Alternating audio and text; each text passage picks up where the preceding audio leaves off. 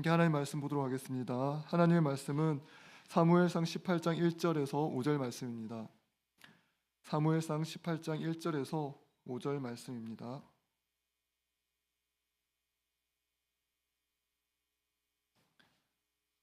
하나님의 말씀을 읽겠습니다. 다윗이 사울에게 말하기를 마침에 요나단의 마음이 다윗의 마음과 하나가 되어 요나단이 그를 자기 생명같이 사랑하니라.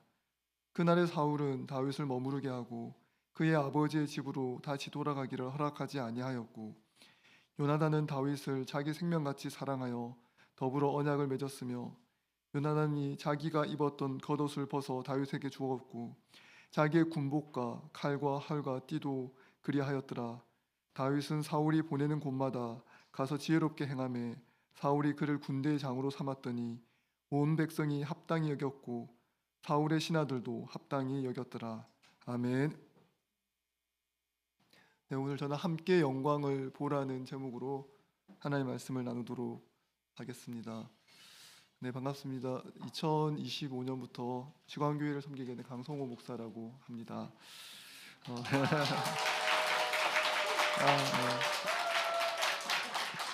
반갑습니다. 원래 제 아내 소원이 시광교회 교인 되는 것이었는데 제가 제 아내 소원을 이루어준 남편이 돼서 너무 감사한 마음입니다. 새해 시작을 하나님 앞에 함께 기도하면서 열어가는 시광교회 되기를 소원합니다. 우리가 서로 다른 사람들이 한 마음이 된다는 건 매우 어려운 일입니다. 왜냐하면 서로의 욕망이 충돌하고 서로의 생각이 다름이 서로에게 갈등을 불러일으키기 때문입니다. 사랑해서 결혼한 부부도 다툽니다. 만고 진리죠. 서양과 동양을 뛰어넘어서 역사를 뛰어넘어서 변하지 않는 사실. 사랑해서 결혼한 부부도 싸우고 가장 친한 친구도 서로에게 등을 돌릴 수도 있습니다. 갈등이 항상 일어나기 때문입니다. 이익을 공유하는 사람들에도 분쟁이 일어납니다. 더 많은 이익을 가지기 위해서. 그래서 더 많은 몫을 자기가 가져간다고 생각하는 만큼, 나에게 더 많은 지분이 있다고 생각하는 만큼 다툼이 일어납니다. 사랑으로 맺어진 관계도 다툼이 있고 지분으로, 이익으로 맺어진 관계도 다툼이 있습니다. 근데 오늘 우리가 읽은 이 본문은 전혀 사랑할 수 없고 전혀 하나 될 수 없는 두 사람이 하나 되는 관계를 보여줍니다. 오늘 우리가 읽은 사무엘상 18장은 사무엘상 17장과 바로 연결되어 있는 본문입니다. 시간적으로도 연결되어 있고 내용적으로도 연결되어 있습니다. 55절부터 보면 17장 55절에 다윗이 골리앗과 싸우러 갈 때 이미 다윗이 어떤 사람인지 궁금했습니다. 그래서 55절에 보면 사울은 다윗이 블레셋 사람을 향하여 나아감을 보고 군사령관 아브넬에게 묻되, 아브넬아, 이 소년의 누구의 아들이냐? 아브넬이 이르되, 왕이여, 왕의 사심으로 맹세하옵나니 내가 알지 못하나이다 하매, 왕이 이르되 너는 이 청년이 누구의 아들인가 물어보라 하였더니, 그러니까 골리앗과 전투하러 가기 전에 사울 왕이 군대 장관 아브넬에게 명령을 내립니다. 저 사람이 누구의 아들인지, 어떤 사람인지 좀 확인해 달라고 얘기합니다. 그리고 57절은 이제 전투에서 싸우고 돌아올 때 사울 왕이 얘기합니다. 57절, 다윗이 그 블레셋 사람을 죽이고 돌아올 때에 그 블레셋 사람의 머리가 그의 손에 있는 채 아브넬이 그를 사울 앞으로 인도하니, 아브넬이 다윗을 사울 왕 앞으로 데려오는데 그 시간 동안, 전투하는 시간 동안 아브넬이 그 사람의 인적 사항들을 조사해서 이제 정보를 가지고 있기에 왕에게 이야기합니다. 그래서 58절에 사울이 그에게 묻되 소년이여 누구의 아들이니 하니 다윗이 대답하되 나는 주의 종 베들레헴 사람 이새의 아들이니이다 하니라. 관심이 있습니다. 누구의 아들인지 궁금했고 이 사람이 어떤 존재인지 궁금했습니다. 이 55절부터 58장 17장은 이스라엘의 새로운 영웅이 등장하는 장면입니다. 이스라엘이 블레셋에 의해서 많은 어려움을 겪고 있는데 그 누구도 해결하지 못했던 그 어려움을 해결하는 새로운 영웅이 등장하는 순간입니다. 그래서 이스라엘의 모든 관심이 다윗에게 집중되었습니다. 근데 매우 놀랍게도 바로 이 순간에는 사울 왕이 그렇게 다윗을 두려워하지 않았습니다. 신경 쓰지 않았습니다. 위기의식을 느낄 만도 한데 그러지 않았습니다. 왜 그러냐면 골리앗이 사울 왕의 통치 체계를 흔드는 가장 큰 위협이었는데, 골리앗과 블레셋이라는 외부의 위협을 제거한 다윗이 그 사울 왕의 통치를 도와주는 존재였기 때문에 그렇습니다. 자신의 통치 체계를 더 공고하게 만들, 더 훨씬 강력하게 지탱하고 지지해 줄 사람이 바로 다윗이었기 때문에 그 다윗의 존재를 그렇게 싫어하거나 경계하지 않았습니다. 근데 그런 사울 왕이 다윗을 경계하게 된 사건이 있는데, 그게 18장 7절의 사건입니다. 7절에 보면 전투에서 돌아오는 다윗을 향하여 여인들이 노래를 합니다. 여인들이 뛰놀며 노래하여 이르되 사울이 죽인 자는 천천히요 다윗은 만만이로다 한지라. 이게 무슨 사건일까요? 정치인에게 있어서 비교와 놀림에 밈이 되면 그 정치인의 인생은 끝이 난 겁니다. 지금 무슨 현상이 일어난 거죠? 이스라엘 전역에 밈이 하나 생긴 겁니다. 사울은 천천히요 다윗은 만만이라. 이러면 사울은 이제 여기서 이 이스라엘이라는 사회 안에서 더 이상 권위를 인정받기 어렵습니다. 정치인의 말로는 뭐죠? 밈이 되어버린 정치인은 탈출할 방법이 없습니다. 비교와 놀림의 밈에 갇혀버리면 도망가기 어렵죠. 우리는 그런 사례를 무수히 많이 알고 있습니다. 이 18장 7절에 등장한 여인들이 뛰놀며 노래하는 것, 이건 누가 시킨 게 아니거든요. 누가 이런 노래를 만들라고 한 게 아니라 자연스럽게 그런 밈이 이스라엘 사회 안에 들어와 버린 겁니다. 그러니까 그 순간 사울 왕이 알게 되죠. 나의 통치 체계가, 자신의 왕권이 지금 근원에서부터 무너지고 있다는 것을 깨닫게 된 것입니다. 그래서 8절에 보면 18장 8절에 사울이 그 말에 불쾌하여 심히 노하여 이르되 다윗에게는 만만을 돌리고 내게는 천천만 돌리니 그가 더 얻을 것이 나라 말고 무엇이냐. 자기는 밈의 대상으로 전락했고 자기를 밈으로 만들어서 누가 영광을 받고 있죠? 지금 다윗이 영광을 받고 있습니다. 왕보다 그 나라에서 더 영광을 받는 사람, 그럼 그 사람이 뭐가 되어야 되죠? 그 사람이 왕이 되어야죠. 왕보다 더 영광을 받고 주목을 받는 사람에게 권력이 집중되는 건 당연한 일입니다. 요나단은 어떤 사람입니까? 요나단은 이 사울 왕이 다스리는 이 통치 체제 안에서 그 사울 왕의 왕권의 혜택을 가장 크게 입는 사람, 현재도 입고 있고 미래에도 입을 사람입니다. 현재 권력이면서 미래 권력이 될 사람이 누구죠? 요나단입니다. 그러면 요나단에게 있어서 가장 정치적으로 경계해야 될 사람이 누구일까요? 바로 다윗입니다. 인류 역사에서 권력을 함께 평화롭게 분배하는 예는 거의 없습니다. 아버지와 아들도 권력을 가지고 다투게 되면 아버지가 아들을 죽이고 아들이 아버지를 죽이고 남편이 아내를 죽이고 아내가 남편을 죽이고 어머니가 아들을 죽이고 아들이 어머니를 죽인 예가 역사 가운데 가득합니다. 권력을 중심으로 그 권력의 헤게몬을 잡으려고 하면 상대방을 죽여서라도 얻고자 하는 것이 권력의 속성인데, 그 권력의 속성의 관점에서 요나단을 바라보면 요나단을 이해할 수가 없습니다. 지금 이스라엘의 새로운 영웅으로 등장한 다윗의 등장 장면을 성경은 매우 상세하게 기록하고 있습니다. 18장 1절에 다윗이 사울에게 말하기를 마치매, 다윗이 지금 골리앗을 죽이고 돌아와서 왕에게 보고를 합니다. 보고한 다음에 그 말을 마치자마자 요나단이 어떤 반응을 보이냐면, 요나단의 마음이 다윗의 마음과 하나가 되어 요나단이 그를 자기 생명같이 사랑했다고 얘기합니다. 지금 다윗이 이스라엘의 새로운 영웅으로 등장했습니다. 사울 왕보다 더 주목받는 새로운 영웅, 왕이 있지만 왕보다 더 강력한 권력을 가지게 될 미래 권력으로 등장한 거죠. 가장 이 위협받게 되는, 자기가 가지고 있는 권력을 위협받게 되는 단 한 사람 요나단인데, 그는 다윗의 등장을 바라보면서 어떤 마음을 가집니까? 마음이 하나가 되어 요나단을 자기 생명처럼 사랑했다라고 이야기합니다.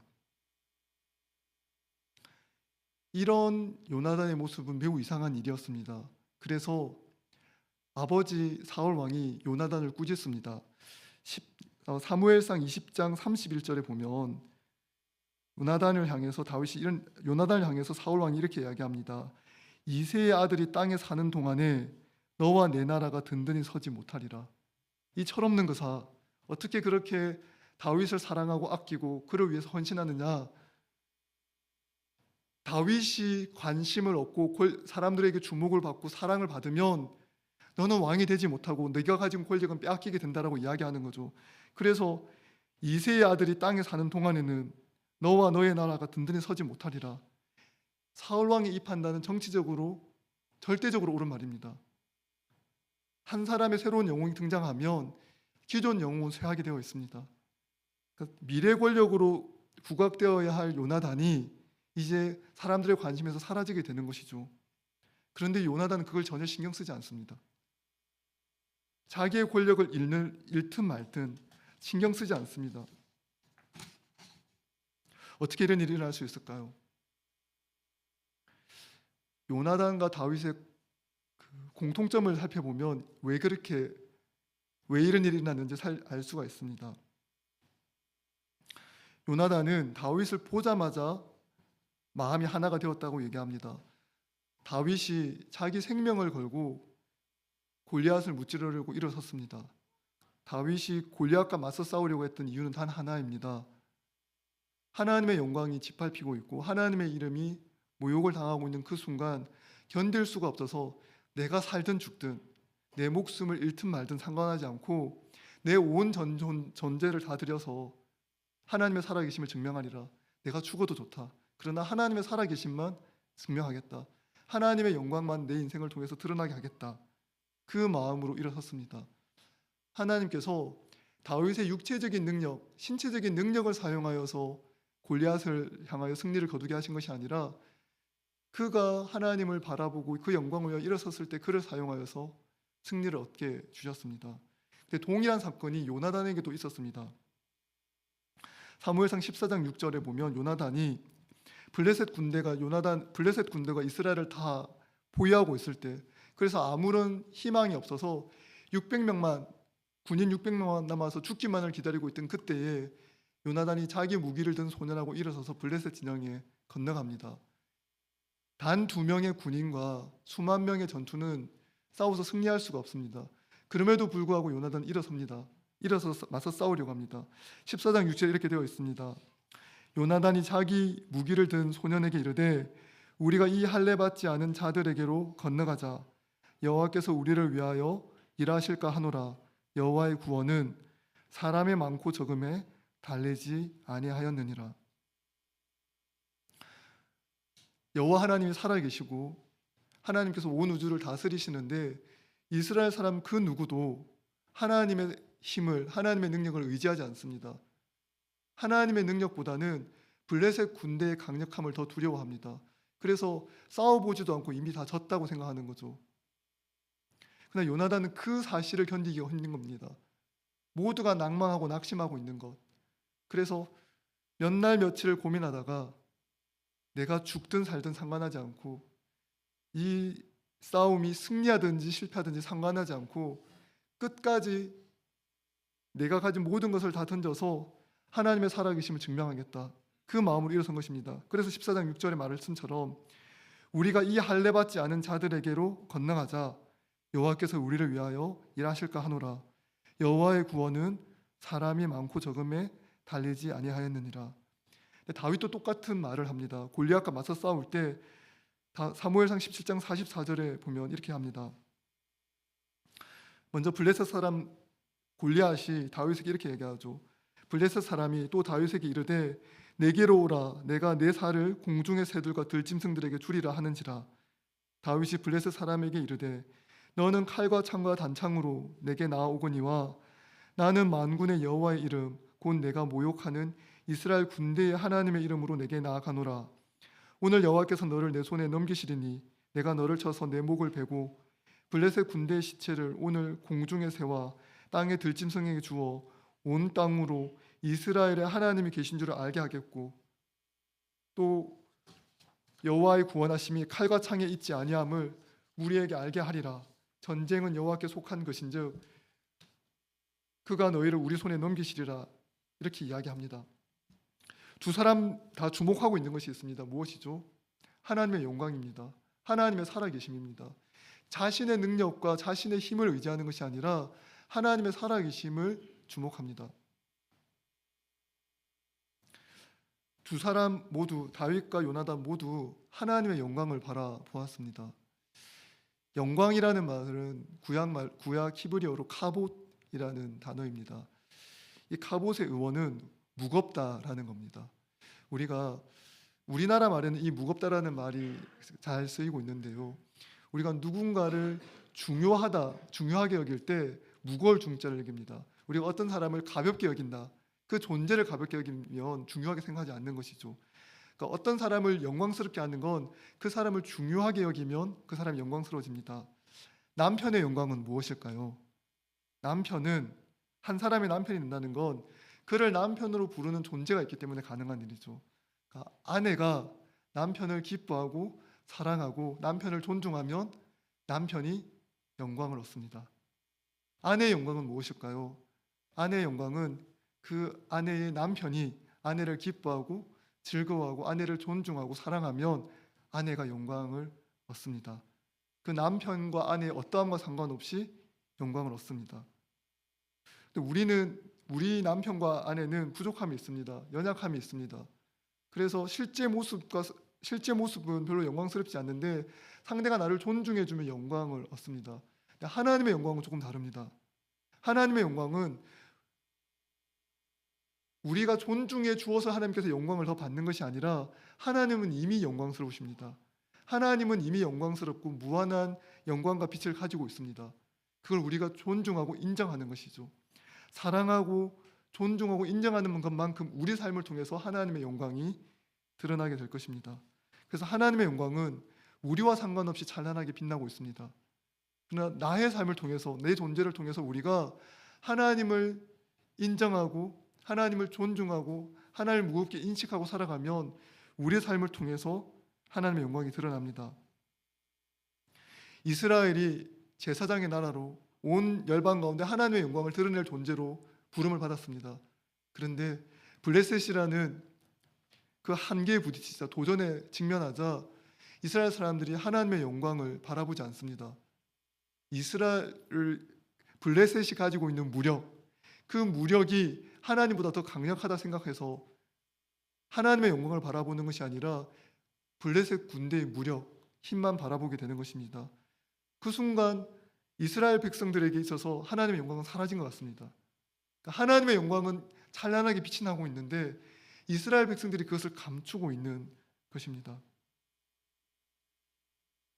요나단은 하나님의 영광을 바라본 사람이었습니다. 찬란하게 빛나는 하나님의 영광을 경험한 사람이었습니다. 내가 아무리 부정하려 하여도 내 주변에 있는 모든 사람이 하나님의 영광을 인정하지 않는다 하더라도 하나님은 영광스러우시고 하나님은 살아계시고 하나님은 나를 사랑하시고 이 온 우주 가운데 하나님의 사랑을 발산하고 계신다는 것을 요나단은 알고 있었습니다. 그래서 자기 생명을 걸어서라도 하나님의 영광을 증명하고 싶었습니다. 요나단은 그 마음으로 적진을 향하여 나아갔습니다. 근데 요나단이 홀로 그렇게 하나님의 영광을 바라보는 줄 알았는데 동일한 마음으로 하나님의 영광을 바라보는 한 사람을 만난 겁니다. 다윗이 골리앗을 향해 나아갈 때 여호와의 영광을 위하여 자기 목숨을 걸고 다윗이 골리앗을 향해 나아갈 때 다른 사람들은 그 싸움의 무모함을 보고 걱정했겠지만 요나단의 눈에 비친 다윗은 하나님의 영광을 알고 하나님의 영광을 바라보며 하나님을 위하여 자기 목숨을 걸 줄 아는 사람이었습니다.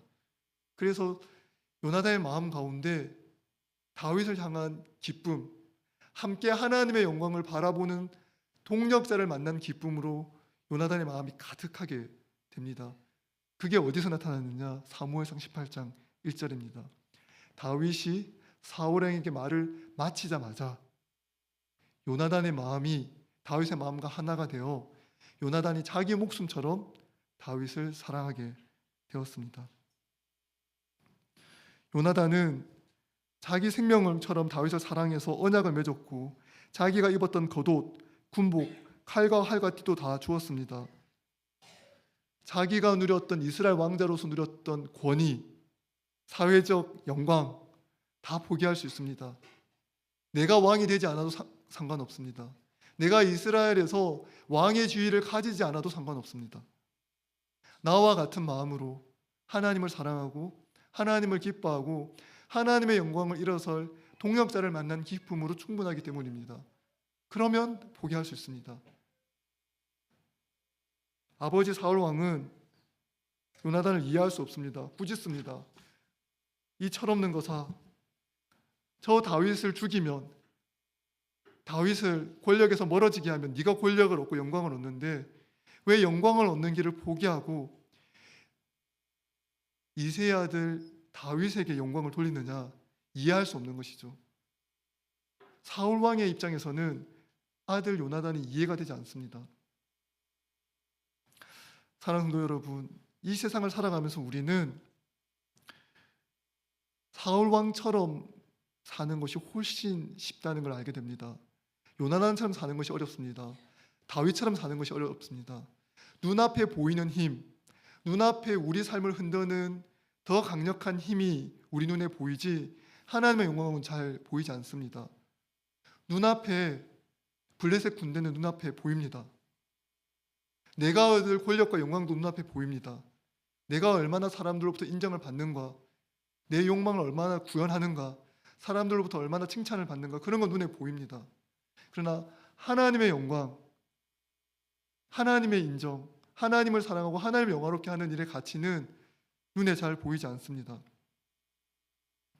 다윗과 요나단의 눈앞에도 세상의 어려움이 있었습니다. 인생의 어려움이 있었습니다. 골리앗과 블레셋이라는 분명한 도전과 어려움이 눈앞에 있었습니다. 어떻게 해서 이 우리가 직면하는, 그리고 다윗과 요나단이 직면했던 그 어려움, 우리를 둘러싸고 있는 인생의 실제적인 어려움을 우리가 극복할 수 있을까요? 어떻게 하면 우리는 우리를 둘러싸고 있는 이 어려움을 극복하고 하나님의 영광을 바라볼 수 있을까요? 그건 우리의 시선을 하나님께로 돌리는 것입니다. 문제에 집중하면 문제만 보입니다. 문제를 해결하기 위해서 문제만 끊임없이 바라보면, 그리고 내 안의 문제, 나 자신을 알기 위해서 나의 내면만 끊임없이 묵상하면 내 내면의 허무함과 허망함만 보이게 되고, 그리고 그 문제에 매몰되어서 더 이상 답이 보이지 않게 됩니다. 스스로 동굴을 파고 들어가, 스스로 웅덩이를 파고 들어가 자기를 파묻어 버립니다. 문제를 해결할 수 있는 방법은 단 하나입니다. 이 온 우주의 중심이 되시고 온 우주를 통치하시는 왕이신 하나님을 바라보는 것, 하나님의 영광을 바라보는 것, 그렇게 하면 우리의 인생이 달라질 수 있는 것입니다. 요나단과 다윗을 제외하고는 모두 골리앗과 블레셋에 압도되어 버렸습니다. 그 압도되는 삶의 무게, 세상의 도전 앞에 모두 굴복해 버렸습니다. 그래서 요나단과 다윗을 제외한 모든 이스라엘 백성들은 하나님의 영광의 무게를 잊어버렸습니다. 하나님의 영광은 보이지 않았습니다. 그들 모두 도망쳤습니다. 하나님께서는 어떻게 하나님의 일을 일으키십니까? 하나님은 하나님의 영광을 온 세상 가운데 보여주고 있습니다. 그 영광의 빛에 같이 공명하며 일어서는 소수의 사람들을 사용하셔서 하나님의 일을 시작하십니다. 사람의 많고 적음에 달려있지 않고 숫자에 달려있지 않습니다. 함께 하나님의 주파수에 우리의 마음을 맞추어서 그 주파수에 함께 공명하고 같이 가슴이 뛰고 그것으로 함께 행복해하는 사람들, 그 소수의 사람들이 함께 일어설 때 변화는 시작됩니다. 하나님께서 마음을 같이 하는 요나단, 다윗, 그 두 사람을 통해서 하나님의 역사를 이스라엘 가운데 일으켜 주셨습니다. 하나님께서 먼저 준비시키셨습니다. 요나단을 준비시키시고 다윗을 준비시키셔서 그들의 일상 가운데 하나님의 영광을 보여주신 것입니다.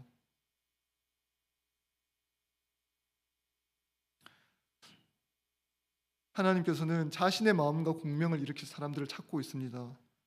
그래서 하나님께서는 온 세상 가운데 자신의 사랑을 전할 사람을 찾고 계시기에 하나님이 사람이 되셔 이 땅에 오셨습니다. 요한복음 1장 14절에 예수님에 대해서 이렇게 이야기합니다. 말씀이 육신이 되어 우리 가운데 거하심에 우리가 그의 영광을 보니 아버지의 독생자의 영광이요 은혜와 진리가 충만하더라. 하나님의 사랑이 충만히 증거된 곳에 하나님의 영광이 가득합니다. 말씀이 육신이 되어 하나님이 사람이 되어 이 땅에 오셨습니다. 우리를 사랑하셔서 하나님이 사람이 되어 이 땅에 오셔서 그 사랑을 충만히 증가하셨습니다. 사랑이 충만한 그 자리에 하나님의 영광이 충만했습니다. 그리고 사람들은 그 영광을 보게 됩니다. 이사야서 40장도 동일하게 증가하고 있습니다. 외치는 자의 소리여 이르되 너희는 광야에서 여호와의 길을 예비하라. 사막에서 우리 하나님의 대로를 평탄하게 하라. 골짜기마다 도두어지며 산마다 언덕마다 낮아지며 고르지 아니한 곳이 평탄하게 되며 험한 곳이 평지가 될 것이요 여호와의 영광이 나타나고 모든 육체가 그것을 함께 보리라. 우리를 둘러싸고 있는 산지와 골짜기가 있습니다. 우리를 막고 있는 장애물들이 있습니다. 그러나 그것들이 치워질 때 하나님께서 그 길을 예비하고 있는 우리를 통해서 그 길을 예비하는 자들의 사역을 통해서 하나님의 영광이 이 땅에 가득하게 하십니다. 언덕마다 낮아지고 골짜기는 메워지고 산마다 평탄하게 될 때, 평지가 될 때 여호와의 영광이 나타납니다. 무한한 빛으로 빛나고 있는 여호와의 영광이 그 산이 가로막고 있다 할지라도, 우리를 둘러싸고 있는 삶의 문제가 우리를 압도한다 할지라도 하나님의 영광의 빛은 그것들을 평탄하게 만든 다음 온 육체가 볼 수 있을 만큼 찬란하게 빛이 날 것입니다. 사랑하는 성도 여러분, 예수님은 이 세상 그 누구보다 사람들의 마음 가운데 하나님의 사랑에 대한 공명을 불러일으키시는 분이셨습니다. 우리가 어떻게 하나님의 사랑에 가슴 뛰게 되었습니까? 하나님이 사람이 되어서 이 땅에 오신 예수님 때문입니다. 예수님이 하나님의 사람으로 되셔서 이 땅에 오셔서 하나님의 사랑을 이 땅 가운데 충만히 보여주셨습니다. 그 예수님이 걸어간 자리자리마다, 십자가 사랑의 자리마다 하나님의 영광이 가득하게 되었습니다. 우리는 십자가 그 자리에서 하나님의 영광을 바라봅니다. 함께 하나님의 영광을 바라봅니다. 나의 문제, 내 인생의 문제, 우리 가족의 문제, 나를 압도하고 있는 삶의 문제에 압도되어서 그 문제만 바라보는 것이 아니라 우리는 하나님의 사랑이 가득한 십자가의 그 자리에서 하나님의 영광을 바라봅니다. 우리 모두가 함께 그 영광을 바라봅니다. 사랑하는 성도 여러분, 우리 시광교회 공동체가 그 하나님의 마음에 공명을 일으키고 하나님의 마음과 함께 떨며 가슴 뛰는 진동하는 공동체가 되기를 소원합니다. 그래서 매일매일의 삶에서 하나님의 영광을 경험하며 느끼기에 살기를 소망합니다. 우리 일상생활이 하나님의 영광을 바라보고 하나님의 영광을 위하여 함께 일어서는 공동체가 되기를 소원합니다.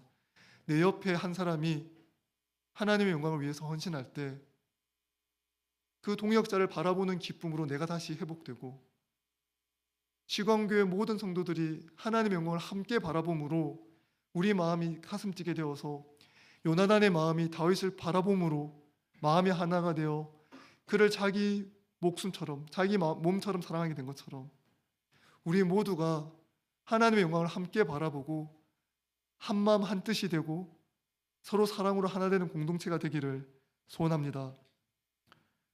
저는 그날이 올 것을 확신합니다. 이 교회 가운데, 이 땅 가운데 큰 떨림이 있을 것입니다. 골짜기는 메워지고 산은 평탄케 되며 하나님의 영광이 충만하게 드러날 것입니다. 그 하나님의 영광이 충만하게 드러날 때 우리 모두는 그 영광을 함께 바라보는 공동체로 회복될 것입니다.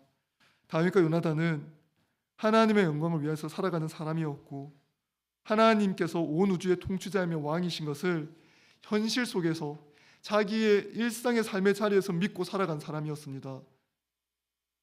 이론으로만 있는 것이 아니라, 이 예배당의 자리에서만 믿는 것이 아니라 나의 삶의 자리에서 나의 가족들과 함께, 직장 동료들과 함께, 내가 있는 삶의 일상의 자리에서 하나님을 믿고 하나님의 영광을 이뤄서는 저와 여러분이 되기를 소원합니다. 사랑하는 성도 여러분, 우리 공동체가 하나님을 사랑하여 하나님의 말씀의 주파수를 따라 우리 마음이 진동하게 되기를 소원합니다. 하나님의 마음과 함께 떨며 진동하는 공동체가 될 것입니다. 이 시간 마음이 되어 함께 기도하겠습니다.